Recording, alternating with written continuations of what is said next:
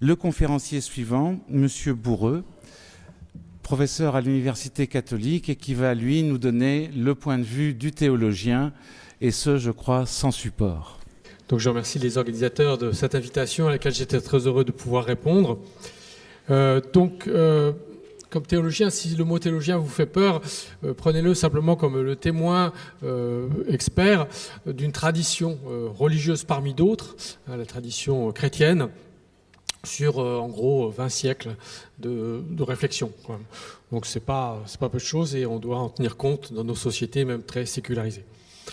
Donc sur la question de la conscience animale, donc le théologien peut principalement apporter des éléments pour une réflexion épistémologique, simplement. Et plus en aval, si nécessaire, pour une mise en perspective éthique.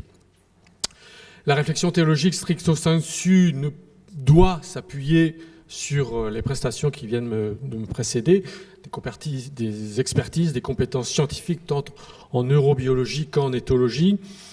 Donc je me suis appuyé sur le rapport de l'INRA, évidemment sur l'histoire des mentalités, autant de compétences qui ne sont pas stricto sensu les miennes comme théologien, même si par ailleurs le théologien peut être, ça arrive souvent, médecin, biologiste ou forestier comme c'est mon cas. Alors je vais présenter brièvement trois idées. La première idée, c'est d'offrir un modèle théorique. Je pense que le modèle théologique du transfert analogique d'un anthropomorphisme critique et ses limites peut être intéressant. On l'a déjà compris, dans la question de la conscience animale, évidemment, c'est un transfert analogique que l'on fait de notre propre expérience de la conscience à des entités animales dont on ne sait pas encore, en tous les cas beaucoup, comment elles fonctionnent et ce qu'elles ressentent.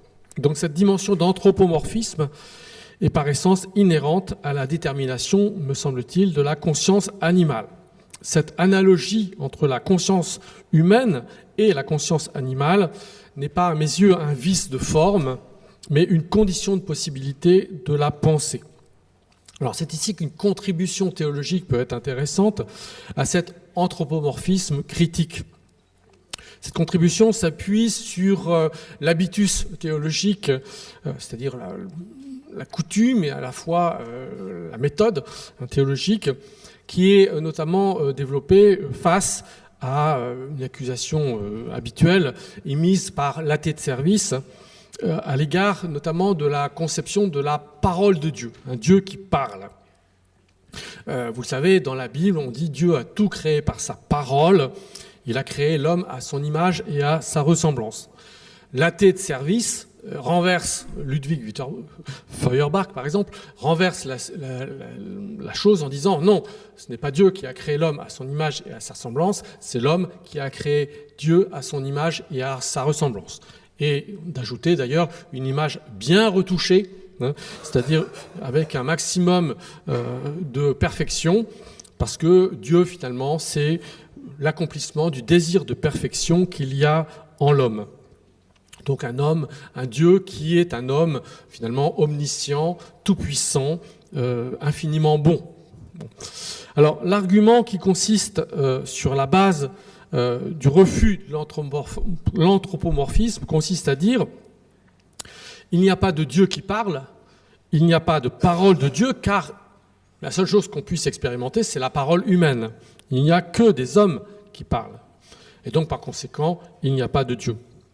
Si on applique ce raisonnement à la conscience, cela reviendrait à dire qu'il n'y a que la parole de l'homme qui peut parler de la conscience. On a parlé tout à l'heure de narration. Il n'y a que la narration humaine qui peut être symptôme de la conscience. Et donc, attribuer à l'animal une conscience, c'est forcément lui ôter son statut animal, puisqu'il ne parle pas.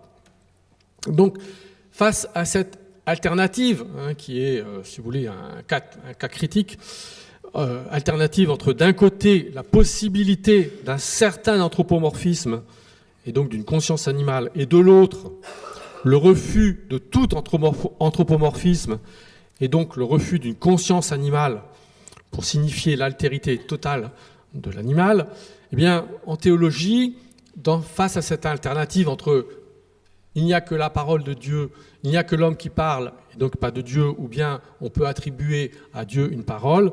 En théologie, on répond à cette alternative par la notion de foi. Si cette notion vous inquiète, remplacez-les tout simplement par le mot confiance. C'est la foi en théologie qui permet le transfert analogique de la parole de l'homme à Dieu, à un Dieu qui parle. C'est la foi qui, n'étant ni seulement un savoir, ni seulement volonté, rend compte de la relation en théologie de l'homme à Dieu.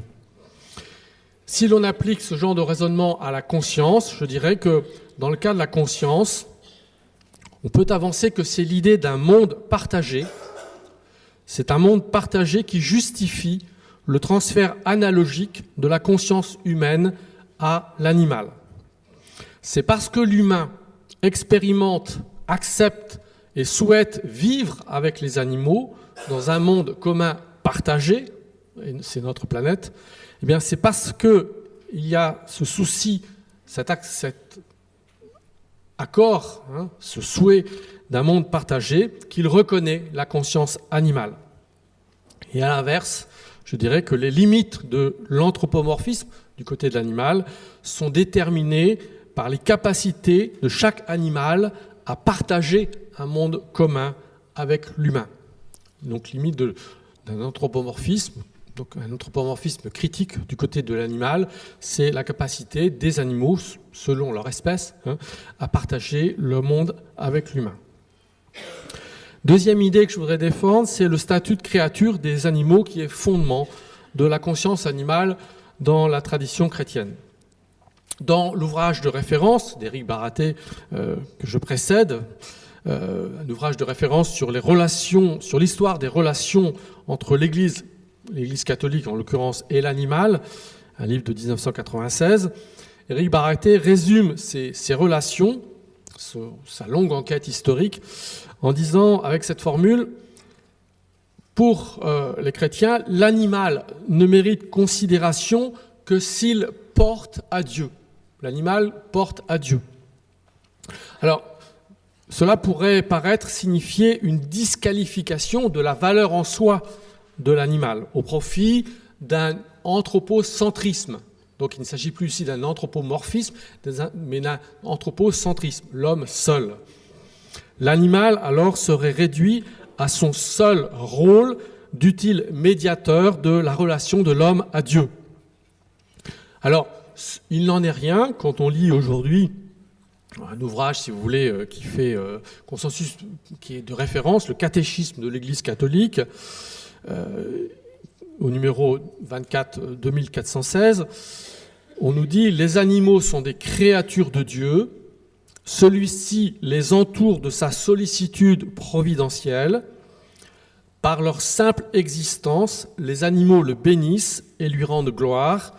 Aussi les hommes leur doivent-ils bienveillance. » Fin de citation. Cela veut dire que l'animal porte à Dieu, pour reprendre l'expression d'Éric Baraté, dans la mesure où son statut de créature est reconnu. Donc ce n'est pas une disqualification de l'animal en soi, car ce statut de créature fonde la dignité et le respect qu'il mérite, comme d'ailleurs pour l'humain et les autres créatures non animales, comme les plantes et les minéraux. Et le premier récit de la Genèse s'efforce de décrire toutes ces créatures qui méritent respect et dignité d'être reconnues comme créatures. Donc le mythe de la Genèse déploie cette apparition des créatures avec une formule qui revient sans cesse: Dieu les créa selon leur espèce. Alors, cette formule peut être mal comprise. Ici, selon leur espèce ne désigne pas un principe de classification zoologique, mais cela veut dire selon leurs différences propres. Le but de la création dans ce vieux récit, c'est d'établir une communion de toutes les créatures dans la différence. Le but de ce récit, c'est de dire toutes les entités sont différentes, mais toutes doivent apprendre à vivre dans la communion, une communion dans la différence. On trouve partout, notamment dans la Bible, une extrême attention au respect des différences, ce qui va ensuite justifier le rejet des mélanges, qui souvent, ces mélanges vont être considérés comme marqueurs d'impureté. Le message, c'est que les différentes créatures sont appelées à vivre une harmonie kaléidoscopique dont le Créateur est la clé de voûte. Alors, on peut avancer que la notion de conscience animale doit alors être comprise comme la conscience de l'animal selon un génitif objectif et subjectif. Alors, je m'explique. Génitif objectif et subjectif de l'expression conscience de l'animal. On peut reconnaître une conscience à l'animal, c'est un génitif subjectif, dans la mesure où l'humain a conscience de l'animal, c'est-à-dire un génitif objectif, conscience de l'animal dans sa différence propre. Ce qui fonde, me semble-t-il, la possibilité d'une conscience animale, c'est, d'un point de vue théologique, le fait que toutes les créatures, tous les êtres sont des créatures de Dieu, c'est-à-dire qu'elles ne se sont pas faites elles-mêmes, mais elles sont toutes dans une dépendance originaire à l'égard d'un autre qu'elles. Cet autre, on peut l'appeler la vie, on peut l'appeler Dieu, on ne peut sûrement pas l'appeler, dans une perspective théologique, la nature. La conscience animale, donc conscience subjective ou objective, la conscience de l'animal ou la conscience de l'animal comme objet de l'intention, la visée, eh bien, la conscience animale oblige à laisser toute sa place à l'altérité relationnelle de l'animal. Troisième idée que je voudrais simplement lancer ici, qui porte sur l'empathie, et ce que j'appelle le passage à la tangente de la conscience verbale. Empathie et passage à la tangente de la conscience verbale sont des marques de la continuité des consciences humaines et animales.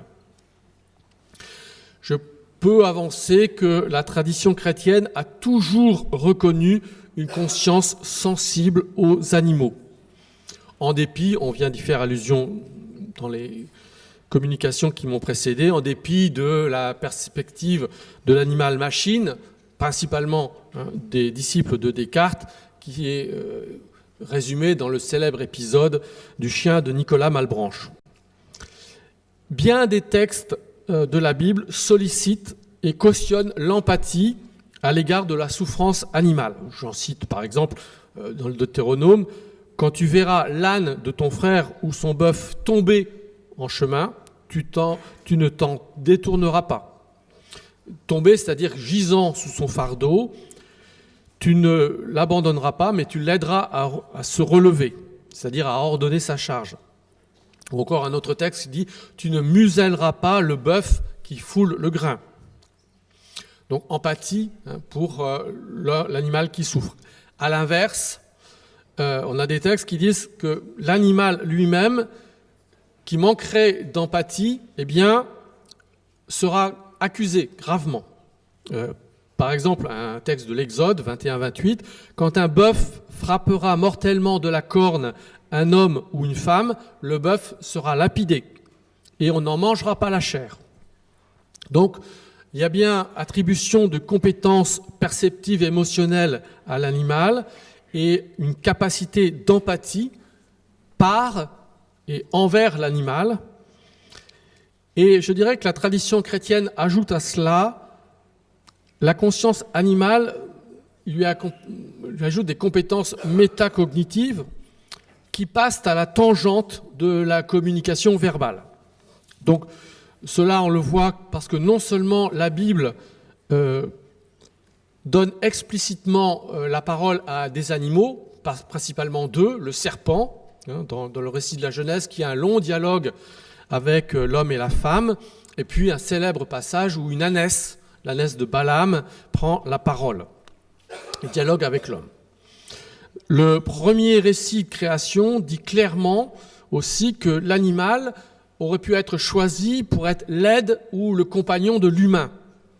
Avant que l'humain, vous le savez, au célèbre texte, soit différencié en masculin et féminin. Le moment où l'humain prend, Dieu prend une côte de l'humain, et à ce moment-là apparaissent Adam et Ève, qui sont faits pour être côte à côte. Dans la tradition chrétienne, bien des personnages célèbres agissent dans le registre de la conscience métacognitive des animaux en leur parlant ou en faisant un pacte avec eux. Vous connaissez tous l'épisode de saint François d'Assise parlant, c'est-à-dire faisant un sermon aux oiseaux.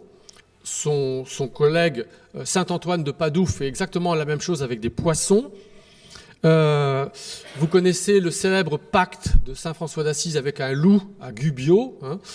Vous connaissez peut-être moins un autre épisode célèbre de saint Antoine le Grand, donc au IVe siècle de notre ère, alors que les autres textes c'est du XIIIe siècle. Saint Antoine est au désert et il reproche aux herbivores de ne pas respecter les plates-bandes de son ermitage. Et il arrive à les convaincre d'aller manger ailleurs. Alors, la tournure mythologique ou folklorique de ces récits signale, je crois, la recherche d'une élucidation de la conscience animale.